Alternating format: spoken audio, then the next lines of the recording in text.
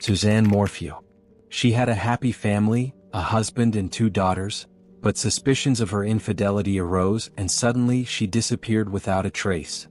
On the 22nd of September 2023, the Colorado Bureau of Investigation dug up the remains of a body that had been buried in a field.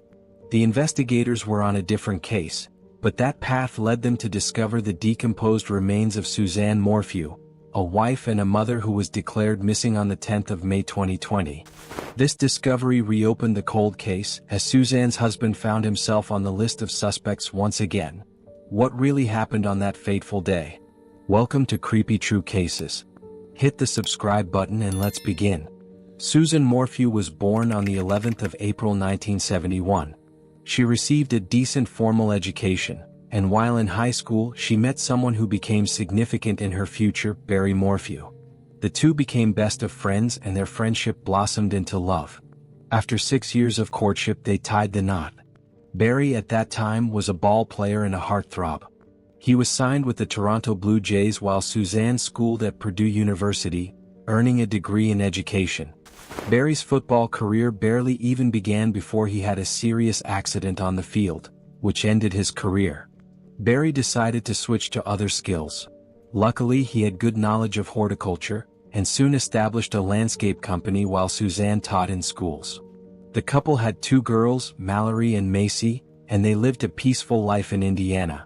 But something happened. Suzanne was diagnosed with Hodgkin's lymphoma. She survived cancer twice, and then the family decided to move to Mayville, Colorado, to change scenery and start over. The Morphews moved to a 7-acre plot where they settled in. Barry worked as a contractor and went game hunting in his pastime. He even volunteered as a fireman occasionally. Suzanne, on the other hand, became a devoted church member and developed a new hobby, mountain biking. Everything seemed normal for the Morphews, at least from the outside view, until the 10th of May 2010. On that fateful day many families celebrated Mother's Day, but Barry and the girls decided to leave home on their own personal schedules. The girls went on a camping trip, while Barry claimed he had a landscaping appointment in Broomfield, a town 3 hours away. The plan was to return home with the girls in the evening to celebrate Mother's Day with Suzanne. However, that was the last time anyone saw her. The girls went online to wish their mother a happy Mother's Day, but got no reply. This was unusual, as Suzanne was always active on social media. The silence continued for a few hours, and when they tried to reach her directly of phone, there was no response. Mallory and Macy then called their neighbor, Martin Ritter, to check on their mother. Mrs. Ritter made her way to the Morphew residence at around 4 p.m., and when she got there she found an empty house. The neighbor immediately contacted Barry to let him know. He asked them to check for Suzanne's mountain bike. If the bike wasn't in its usual place, then they should call the police. The bike wasn't there, so the police were contacted immediately. Barry and his 2 daughters hurriedly came home, anxious to know what was going on, partly hoping it was a deliberate prank, but Suzanne was really nowhere to be found. Hours later the police found the first clue. It was Suzanne's mountain bike, lying slanted on a steep ravine, not too far from the Morphew residence. The position of the bike suggested that she may have had an accident, but this was quickly disproved since the bike was in good condition and the vegetation around it didn't appear to be disturbed. There were no skid marks, no damage to the bike and no signs of a struggle. Everyone seemed disturbed by the disappearance. Everyone but Barry. He first came up with a mountain lion theory that raised eyebrows. Where is it? Where's the bike? Oh, it's right there. Where was it? It was like just right down here in this little embankment right here. Was it a crash? I mean, the bike looked, the way it was laid, it kind of looked like it, but there's not really that much damage to the bike. That's the thing. Lion? Yeah, it was just like Was lion. it no lion? Mountain I didn't see anything that would lion? I didn't see indicate. anything. He was so convinced of his theory that he mentioned it on a YouTube podcast with Tyson Draper. Things got even more suspicious when he was absent from a search party organized by Suzanne's brother. Suzanne's brother became suspicious and suggested that the bike ride may have been a cover-up. And in fact, Suzanne may have been taken the day before Mother's Day. The next clue was Suzanne's helmet, found about a mile away from her home, and in the same direction that Barry's truck had taken that morning. This could have been coincidence, But when the police also discovered that it was in the exact opposite direction of the construction site that Barry had visited, suspicions began to grow. Barry gave several accounts of his day that did not match at all. He first claimed to have woken up by 4:30 a.m. and left for Broomfield, yet the telematics data stored in his Ford F-350 showed that he had driven the vehicle a mile west before driving to the construction site. Barry backed up this information, saying that he had been hunting for elk early that morning at around 4:30 a.m. He was also questioned about the day of Suzanne's disappearance, to know if there had been a bit of argument before. Barry claimed that the day before was one of the best they had had in a while. According to his report, they went on a hike together. When they got home, they grilled some steak and were in bed for hours. The cops were not convinced, and they began to dig deeper and found pieces of information that were unexplained. After analyzing information on Barry's phone and vehicle telematics data, they found that the couple did spend a significant amount of time together on May 9th. However, at 2:42 to 2:44 p.m. on the same day, Barry had been moving erratically around the property as if searching for something.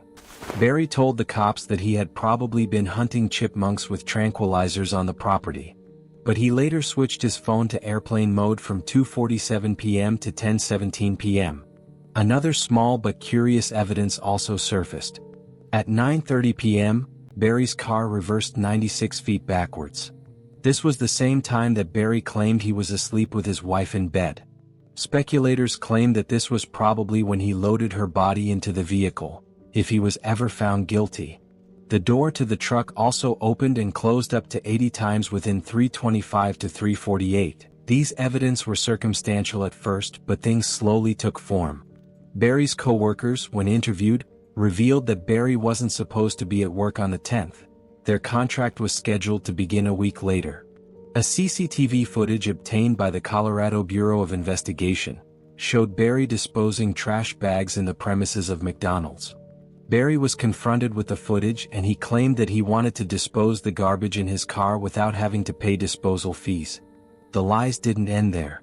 A day after Suzanne's disappearance, Barry had lodged in a hotel, and when one of his co-workers visited, he recounted perceiving a strong smell of bleach. CCTV in the hotel also showed that Barry changed his clothes multiple times that day. The only problem with the story was the police was yet to find a motive for the crime. That was until they found the text messages. When the police recovered Suzanne's phone from her home and opened it, all hell broke loose. The perfect picture that the couple had painted disappeared. All the lies and betrayals were brought to the light, and in between everything, there was a motive to kill. Suzanne was unhappy in her marriage and kept a list of grievances. She painted a picture of a violent man with an addiction to drinking. She suspected him of being unfaithful and was even afraid of him. But when the police searched the Morphew residence, what they discovered blew the case wide open. The police found a smart pen that recorded voices. This pen belonged to Suzanne and was supposed to catch Barry cheating. Instead, the voices in the recorder belonged to Suzanne and another man. Suzanne was having an affair with a man named Jeff, whom she had known since high school. The affair started in 2018 until the time she disappeared. The police were able to contact Jeff and cleared him of all charges, because it was believed that Barry found out about the affair and decided to act strategically. More clues came to light as the police found a bullet casing in the bedroom, the cap of a tranquilizer dart inside the dryer, a huge crack in the door frame, and most suspiciously, the burnt remnant of Suzanne Morphew's secret journal. All this data pointed to one suspect, Barry. It was presumed that he carried out the crime on the 9th of May while they were together. 2 weeks after the disappearance, the police stormed Barry's workplace and searched the premises for 2 days, during which they excavated and examined the area thoroughly, but found nothing. This declared him a suspect to everyone around, and he responded to this by releasing a video online to claim innocence for the disappearance of his wife. The case lingered, and then a year passed. On the 5th of May 2021, Barry was arrested, mostly for the unstable stories he had told, and the clear motive of his wife's infidelity. He was charged with first-degree murder, possession of a weapon, tampering with evidence, and attempt to influence. It was also discovered that Barry had tried to vote in Suzanne's name. This crime of ignorance was also added to the charge, though he later pleaded guilty, paid a fine of $600 and was let off the hook. The preliminary court hearing for Barry's case began in August 2021. The prosecutor suggested that he murdered his wife on May 9, loaded her body in the truck that night, and the next day he disposed of it in an unknown location. The defendant broke down those claims, arguing that there were inconsistencies in all the evidence presented. But then another evidence came to light, one that shattered the prosecutor's claims. Some DNA was found in Suzanne's Range Rover and on her helmet, and it wasn't Barry's. Here's where things got bizarre. The DNA found in Suzanne's car was a perfect match for that found in about 3 SA cases in both Arizona and Chicago. All 3 cases remained unsolved. The investigator who had collected the DNA evidence had been on hiatus, so the evidence wasn't brought up early enough, and the defense was completely unaware that such critical evidence existed. The defense argued that whoever the DNA belonged to was definitely the culprit and not his client, emphasizing the need to release him immediately. There was not enough evidence to prove that Barry was guilty. Barry remained in police custody for a month. The judge delayed his release due to the amount of resources that had been spent on the investigation. On the 7th of September, Barry was granted bail, which was set at $500,000. He made bail and was released on the 20th of September 2021. But it wasn't over yet. On the 22nd of September 2023, a group of investigators discovered a series of shallow graves during an excavation in Moffett, Colorado. One of the remains was Suzanne. She had to be identified through dental records and a chemotherapy port. According to police data, Barry's vehicle was not in Moffett during the period of Suzanne's disappearance. Many suggested that Barry was probably innocent, while others maintained that he had help from an acquaintance who probably got the job done. Barry's attorney hinted that Suzanne was probably taken by the unknown serial killer and that Barry was a convenient victim for the system to exploit.